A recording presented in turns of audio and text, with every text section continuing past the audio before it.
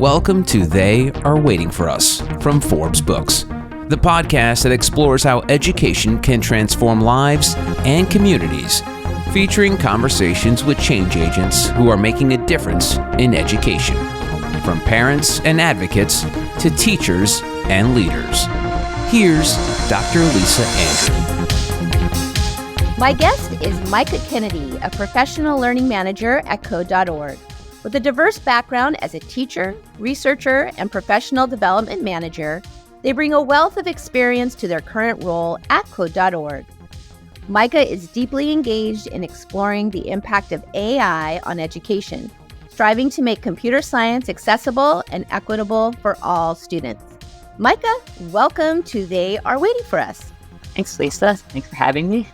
Yes, we're excited to have you. So before we get going here, just wondering, listeners probably wondering as well, what inspired you to focus on computer science education, especially for students who traditionally do not have access to this subject? Yeah, so I first started teaching quite a few years ago, and I started as a high school chemistry teacher at a low-income school in New York City. I didn't have a computer science background, but as the new science teacher, I was voluntold to teach AP computer science principles. I see you are familiar with that term. Yes. So I went to professional development for it, and I grew to love the field of computer science education because CS education was kind of a newer field in the K-12 space.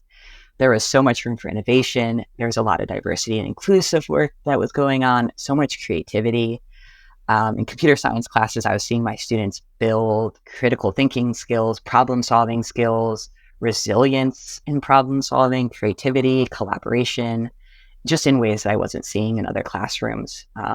So these skills are really important for all students, and I got really invested in building these skills, not just for the students in my classroom and the students who traditionally have access to computer science classes, but kind of wanted to make sure all students had access to this new skill set. That's great. And see, this is also another case in point for being voluntold, and it works out. So see, we're just proving so that people do it more often. Well, that's good thing for us that it worked out, and it sounds like you also have found some joy and love that what it's been able to open the doors it's been able to open for you and your students. So I'm wondering, what emerging technologies do you believe will have the most significant impact on how students learn and how educators teach? I think everybody in education would probably have the same answer right now to that question, but AI, it's impacting every field to some extent, and for sure it's impacting students, educators, how students are learning, and we're still really kind of figuring out what those effects are because it's so new. Yeah, not only in education, but every phase of life, right? Everybody's trying to figure it out. So, once upon a time, educators feared the calculator. They feared the internet, and now they fear AI. And some believe that this fear of AI is because it's designed to keep a hierarchical structure of survival of the strongest minds, who then put forth their ideas about what society should be and what how we should behave and act. So how do you foresee the integration of AI and machine learning transforming the landscape of education in the next 10 years? AI is definitely scary for a lot of educators and a lot of teachers right now in particular. And I don't think anybody can really predict 10 years in the future in terms of AI in particular. Innovation is moving in leaps and bounds right now. Like, we wouldn't have predicted ChatGPT and other generative AI to make the impact they did 5 years ago. And it just sort of kind of happened overnight. That was one huge leap forward. Do we have another one like that in the near future? Do we not? We don't really know. So I'm personally hoping that things kind of stabilize for a little while and technology kind of sits where it's at, so everybody in the education system can catch up to what's already happened. Because we know students are already using AI, but districts are kind of unsure of how to handle it. So it's been a slow process, but I think what we can say for certainty is that AI is going to make its way into more and more of what teachers and students are doing as it gets integrated into more and more technology. Yeah, for sure. And part of it, when I look back, because I was around when the dinosaurs roamed, I can remember when calculators were brought in and it was like, oh my gosh, students are going to think anymore. And we got over that fairly quickly. And then the computer, maybe this is kind of like a calculator on steroids. But I think the internet and with this is then has a new fear because of what's true, what's not true. And we haven't really reconciled ourselves with the internet yet. And now in social media and such, and now there's AI, which is even, so it's almost like, ooh, how much of we haven't really conquered the internet and social media is now that feeding into AI as it should, right? Where before the calculator, we kind of settled down about that quite quickly and learned that it was about application. So it'll be interesting. There's some authors out there that have a book out on teaching AI, Bowman and Watson, and they espouse that if the internet changed our relationship with knowledge, AI is going to change our relationship with thinking. What's your reaction to that statement? Yeah, I'm a little bit younger than you, and I grew up with the internet, like kind of at the beginning of stages. I remember dial-up and dial tones, and I saw the internet and it's being like really just having a very expansive encyclopedia at all times. Whereas I'm seeing AI more as a collaborative partner. To be fair, it's not a great collaborative partner. It's not always right. And it has a lot of other problems that I'm sure we'll touch on some of those later on. But it's something to bounce ideas off of. It can get suggestions. It can offer ideas, perspectives.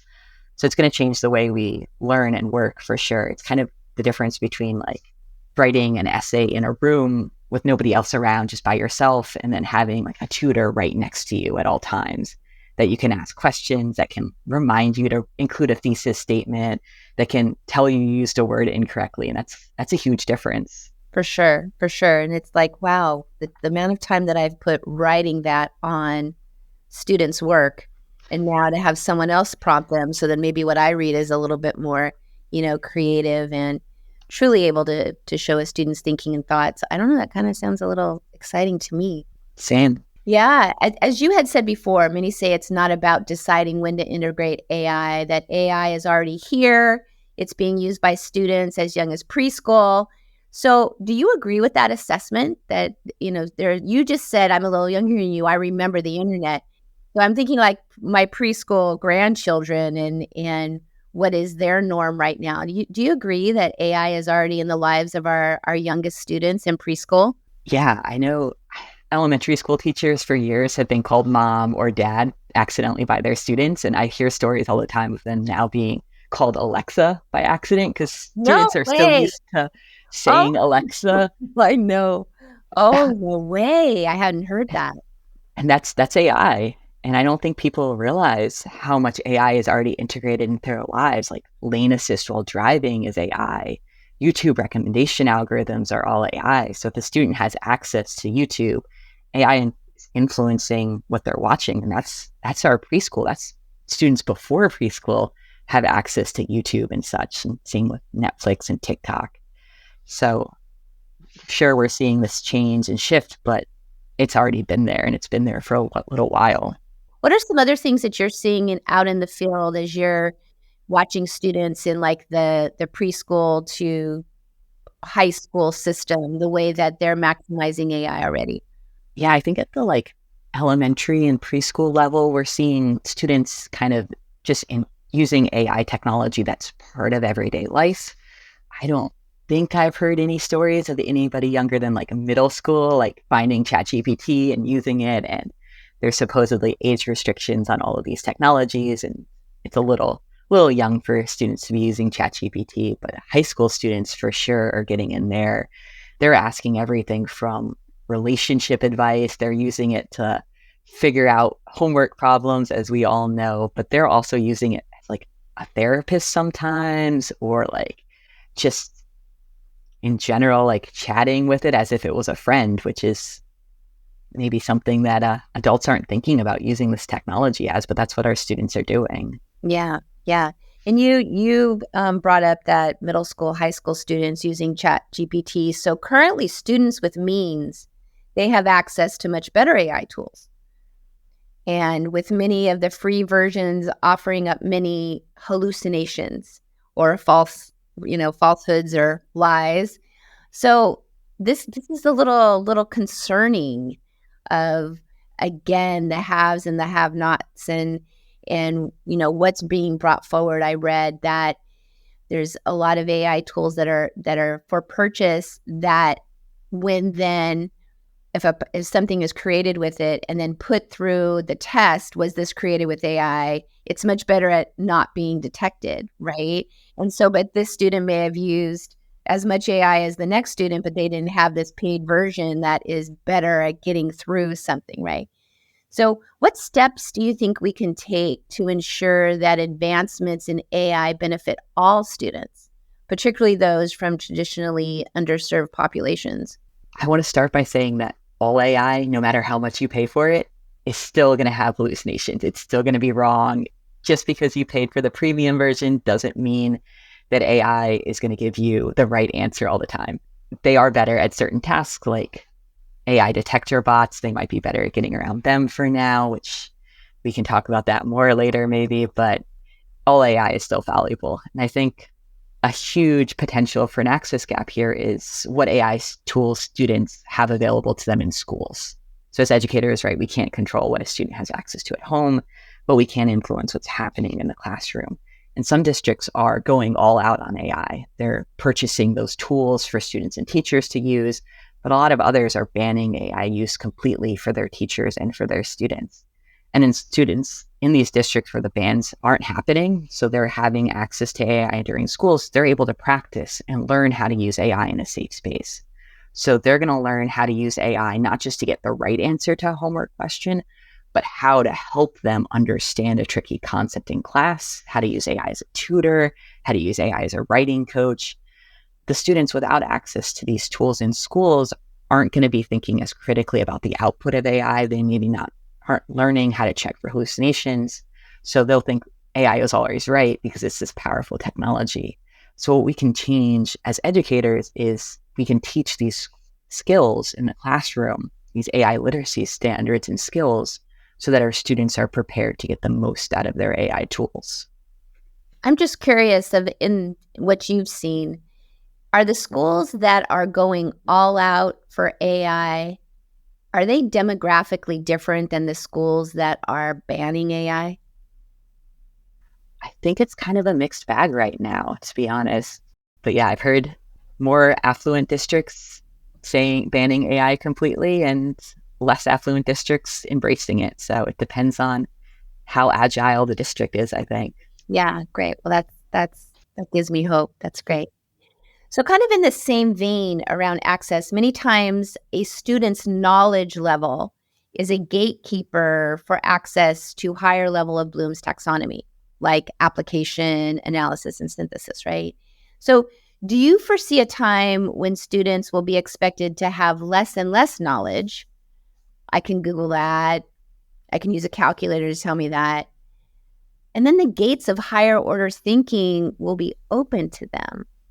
I think we've definitely already seen the kind of knowledge levels maybe decreasing in schools, what students kind of need to know. But I hope that AI will help us focus on skills development over knowledge acquisition. There's always going to be a core set of knowledge that students should have to be members of society, and we can't forget the importance of that. But education is primarily about building critical thinking skills, creative thinking skills, problem solving. These are all things that AI can't do. Like AI is never going to come up with something brand new in the way that a human can. It's not going to solve our biggest problems of today, things like climate change, healthcare access, global ethics. That's all on us and our students soon enough to solve. And those are going to require a lot of skills and whatever help we can get from tools like AI.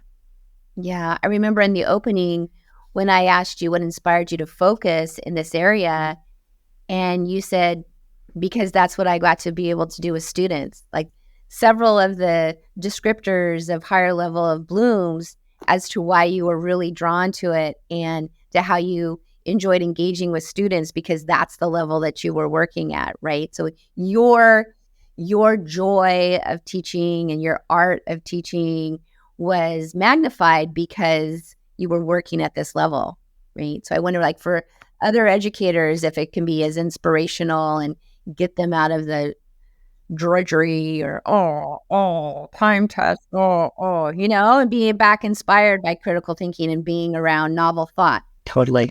You're giving me hope for sure. So, do you think AI will continue to widen the opportunity gap or narrow it?